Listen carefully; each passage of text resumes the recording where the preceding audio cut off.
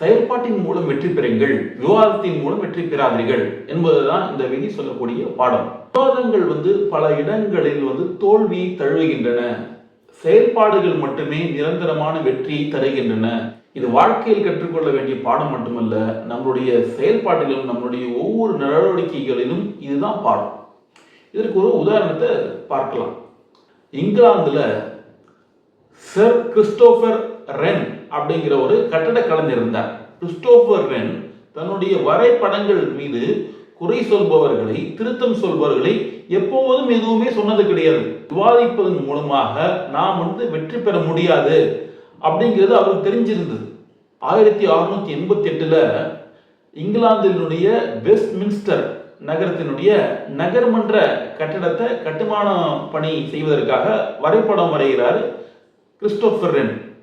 அந்த வரைபடத்தை பார்த்துட்டு அந்த நகர்மன்றத்தினுடைய மேயர் ரென் கிட்ட பேசுறாங்க.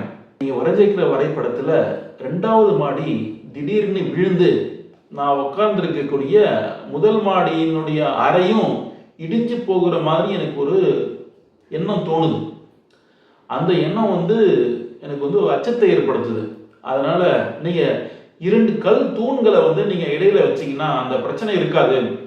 அதனால நீங்க கல் தூணையும் இந்த வரைபடத்துல சேர்த்துக்கோங்க அப்படின்னு சொல்லிட்டு நகர மேயர் சொல்றாங்க. மேயர் சொன்னதுமே விவாதிக்காம உடனே ஒப்புக்கொண்டு 2 கல் தூண்களையும் வைக்கிறார், வச்சு கட்டுறார். கட்டிட்ட பிறகு மேயர் கிட்ட கிறிஸ்டோபர் ரெனுக்கு பாராட்டு வருது. ஆண்டுகள் கழித்து அந்த கட்டிடத்தை பராமரிப்பு பணிக்காக தொழிலாளர்கள் மேலே ஏறுறாங்க. ஏறும்போது அந்த 2 தூணையும் பார்க்குறாங்க.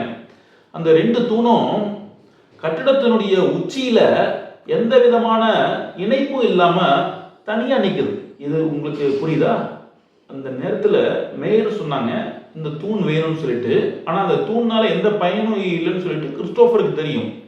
இருந்தாலும் மேயர் சொன்னாங்கன்னு சொல்லிட்டு உடனே தூணை கட்டுறாரு. அந்த தூணை இணைக்காமல் விட்டு விடுறாரு. காரணம் இந்த தூண் தேவையில்லைங்க. இப்போது தெரிய வந்ததுமே கிறிஸ்டோபர் தன்னுடைய திறமையால தனக்கு சாதகமாக்கி கொண்டு அவர் வெற்றி பெறுகிறார். இதுதாங்க வாழ்க்கையில முக்கியமான விஷயம்.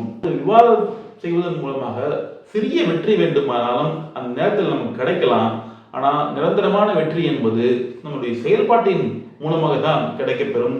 நாம் அதிகாரத்தை நோக்கி செல்லும் போது நாம் எந்த இடத்திலும் விவாதத்தை மேற்கொண்டால் நமக்கு அதிகாரத்தில் சிறு வெற்றி தான் கிடைக்குமே தவிர நிரந்தரமான வெற்றி, பெரிய வெற்றி கிடைக்காது.